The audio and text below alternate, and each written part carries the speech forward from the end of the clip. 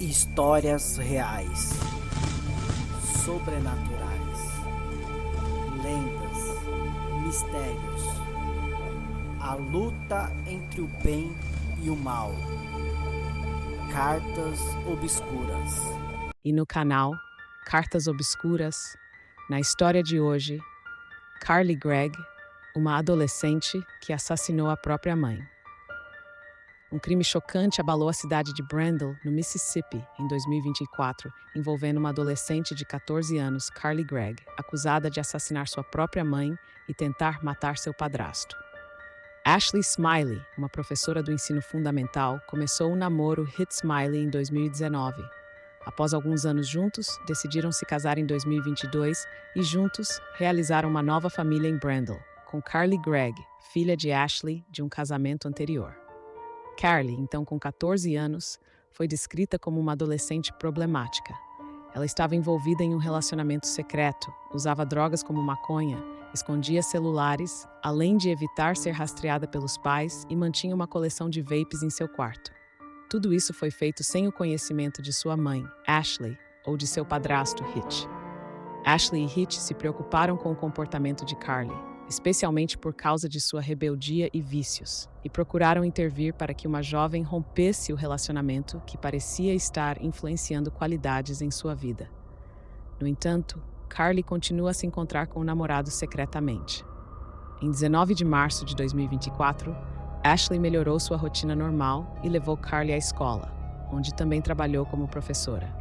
Durante o dia, um dos amigos de Carly, preocupado com o estado da amiga, decidiu contar a Ashley sobre o uso de drogas do jovem, particularmente maconha, e sobre os celulares que Carly mantinha escondidos.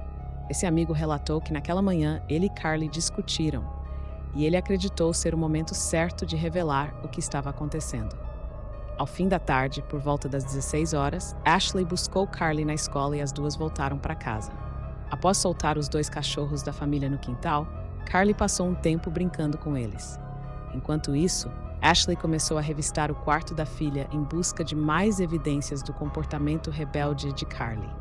Ela encontrou 4 caixas de vapes, que guardou no seu quarto no andar de cima, antes de voltar ao quarto da filha para continuar a busca.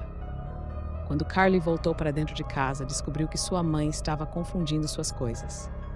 A jovem, então, foi diretamente ao quarto de Ashley, onde sabia que havia uma arma guardada em um armário. Pegou a arma, escondeu-a atrás das costas e desceu as escadas calmamente, passando pela cozinha e indo em direção ao seu quarto. Foi nesse momento que Carly ergueu a arma e disparou 3 tiros na cabeça de Ashley, matando-a instantaneamente.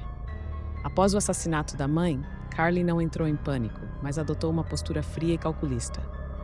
Ela pegou o celular de Ashley e começou a enviar mensagens para seu padrasto Hitch, fingindo ser sua mãe.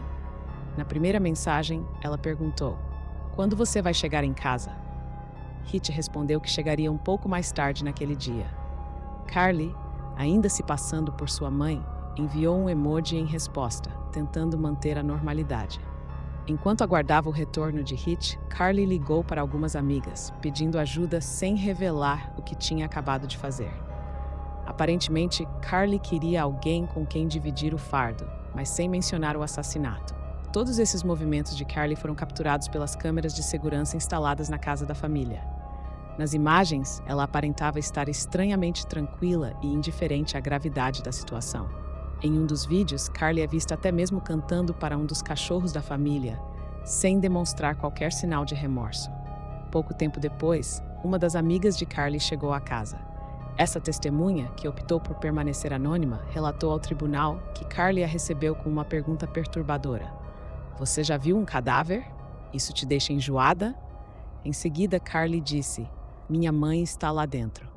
A amiga entrou no quarto de Ashley e viu o corpo da mãe de Carly, com os braços cruzados e uma toalha sobre a cabeça. Em tom de vaidade, Carly confessou o crime, dizendo: "Coloquei 3 balas na minha mãe e tenho mais 3 esperando o meu padrasto", referindo-se ao número de munições que ainda restavam na arma.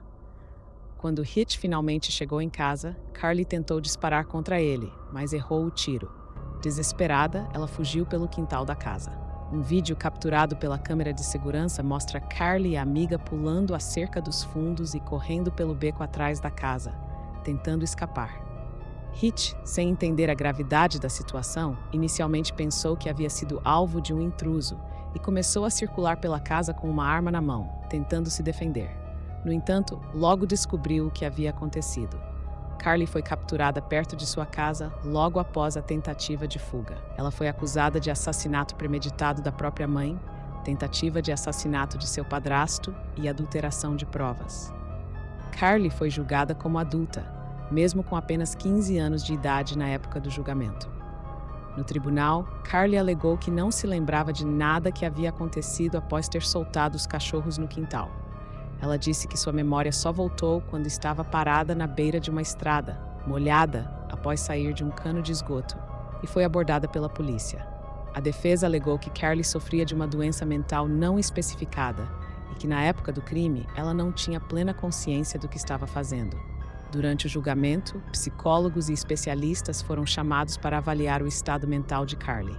O Dr. Andrew Clark, psicólogo infantil, revelou que Carly ouvia vozes e tinha um histórico de depressão, agravado após a morte de sua irmã, quando Carly tinha apenas 4 anos.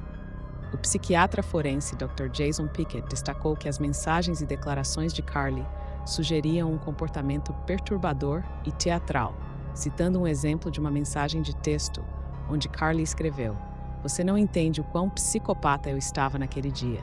Quase assassinei meus pais." Após um julgamento altamente midiático, no dia 20 de setembro de 2024, um júri do condado de Aiken declarou Carly culpada. Ela foi condenada à prisão perpétua sem possibilidade de liberdade condicional pelo assassinato de sua mãe e pela tentativa de assassinato de seu padrasto. Além disso, foi sentenciada a mais 10 anos de prisão por adulteração de provas. As sentenças serão cumpridas simultaneamente. Carly rejeitou um acordo proposto pela promotoria que lhe daria 40 anos de prisão em vez da sentença de prisão perpétua, caso ela se declarasse culpada. E no canal Cartas Obscuras na História de Hoje, Jody Gary Plauché, o pai que se vingou do abuso de seu filho. Gary Plauché ficou em choque quando descobriu as atrocidades cometidas contra seu filho. Ele decidiu que precisava fazer justiça com as próprias mãos. Jody Plauché tinha 11 de anos em 1983 e morava com sua família em Baton Rouge, Louisiana. Seus pais, Gary e June Plauché, proporcionam uma vida tranquila ao garoto, que sempre gostou muito de atividades físicas. Gary percebeu que seu filho tinha simpatia por esportes que envolvessem luta, e foi aí que ele decidiu matricular Jody no karatê. O professor Jeff Dossett tinha 24 anos na época e também era proprietário da escola de luta. Jeff Dossett não tinha familiares ou amigos próximos, e ele sempre justificativa isso dizendo que era natural do Texas e fazia pouco tempo que estava em Louisiana. Mesmo assim, ele era muito querido por seus alunos e também pelas famílias. O professor era tão próximo dos alunos que costumava levá-los ao cinema, sorveterias e até em competições fora do estado. Aparentemente, alguém especial e empenhado na formação de seus alunos. Os pais de Jody estavam muito felizes com o desenvolvimento do filho. O garoto, apesar de gostar muito de esportes em grupo, era tímido e introvertido, e a convivência no centro de luta parecia estar desenvolvendo suas habilidades sociais. Os pais eram tão gratos que, por diversas vezes, convidaram Jeff para jantar em sua casa. Quando Jody estava às vésperas de seu aniversário de 11 anos, Jeff revelou a ele quem era de verdade. O professor passou a abusar do garoto pelos últimos 6 meses do ano de 1983. Segundo relatórios policiais, os abusos aconteciam quase que diariamente. Talvez por medo, vergonha ou culpa, Jody nunca revelou o que acontecia quando ficava a sós com Jeff Dossett. Era comum que Jody, de apenas 10 anos, precisasse lidar com as crises de ciúmes de seu instrutor. Ele costumava dizer que o garoto deveria amá-lo mais do que amava seu pai, já que ele sim seria capaz de fazer tudo em nome do amor dos dois.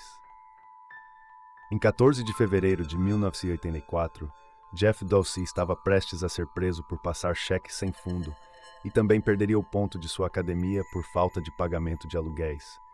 Ele decide sequestrar Jody e levá-lo para um motel em Anaheim, Califórnia, onde o agrediu e violentou sexualmente.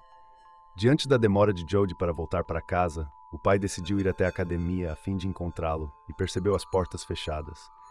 Era comum que os garotos passeassem com o professor, Então Gary achou que eles em breve estariam de volta. As horas se passaram e a angústia só aumentava. Gary e June decidiram chamar a polícia. Durante os 10 dias que se seguiram, Jody foi constantemente molestado. No dia 29 de fevereiro de 1984, Jeff permitiu que o garoto ligasse para sua família e contasse que estava bem. A partir dessa ligação, foi possível rastrear o paradeiro do sequestrador, e no dia 1º de março a polícia invadiu o motel e resgatou Jody Plauché e prendeu Jeff Doucet.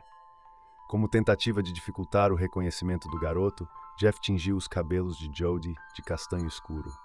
Até então, a família Plauché acreditava que Jeff tinha problemas emocionais e havia sequestrado o garoto apenas no intuito de criá-lo como um filho. Foi somente após o exame de corpo de delito que a verdade veio à tona. Jody confirmou aos pais os abusos. Ele disse que tudo parecia muito óbvio, mas tinha muito medo de contar a verdade. O garoto ainda completou dizendo que desde o início soube que aquilo era errado. Entretanto, não soube como pedir ajuda diante de tantas ameaças. Gary Plauché entrou em pânico com as declarações do filho. Ele revelou ter se sentido traído e impotente com tantas atrocidades. Jeff Doucet afirmou que ele também foi abusado sexualmente durante a sua infância e que Jody não foi a primeira criança que ele molestou. Em 16 de março de 1984, Doucet foi levado de volta para Louisiana para ser julgado. Ele chegou ao aeroporto e foi conduzido algemado por policiais por volta das 21h30, onde Plauché esperava Jeff Doucet com um revólver. Não se sabe ao certo como Gary sabia o horário exato de desembarque de Jeff, mas ele tinha conhecidos que trabalhavam no local e que poderiam ter lhe dado essa informação. O que se tem certeza era de que Gary sabia qual o voo, o horário de chegada e também o corredor pelo qual o criminoso passaria. Uma equipe de notícias da WBRZ estava esperando por Jeff Doucet e montou suas câmeras para registrar a chegada. Em frente à equipe de reportagem havia vários telefones públicos, onde Gary Plauché esperava enquanto conversava com seu melhor amigo ao telefone. Ele usava boné de beisebol e óculos escuros, para que ninguém o reconhecesse. Durante a ligação, o homem chegou a dizer para o amigo: "Cara, eu estou pronto para fazer uma merda." No momento em que Jeff passou por Gary, ele sacou sua arma e atirou a queima-roupa no lado direito da cabeça de Doucet. O homem caiu no chão, sangrando por um ferimento perto da orelha direita. Gary Plauché desligou o telefone antes que um policial o contivesse e largou a arma. Os oficiais que agarraram Plauché o reconheceram. Jeff Doucet entrou em coma e morreu devido ao ferimento à bala no dia seguinte. Gary foi preso e avaliado por médicos, que determinaram que ele foi vítima de colapso mental após saber dos abusos cometidos contra seu filho. O juiz Frank Saya decidiu que mandar Plauché para a prisão não ajudaria ninguém e que não havia praticamente nenhum risco de ele cometer outro crime. Ele então foi condenado a 7 anos de pena suspensa, com 5 anos de liberdade condicional e 300 horas de serviço comunitário, que completou em 1989. Aos 67 anos, Gary Plauché deu uma entrevista onde afirmou que não se arrependia de ter matado Doucet e que o faria novamente. Em agosto de 2019, o livro Por que Gary Por quê? A história de Jody Plauché foi lançado por Jody. Jody ficou muito chateado com a atitude do pai na época. Ele disse que não desejava a morte de Jeff e que apenas o fato dele estar preso já bastava.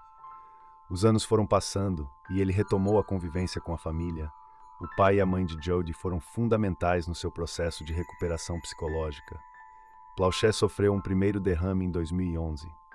Ele morreu em 2014 em uma casa de repouso após outro derrame, 3 semanas antes de completar 69 anos. Se você gostou dessa história, deixe aqui seus comentários, não deixe de se inscrever no canal Cartas Obscuras, deixe seu like e ative o sininho para não perder nenhuma das próximas histórias. Obrigado.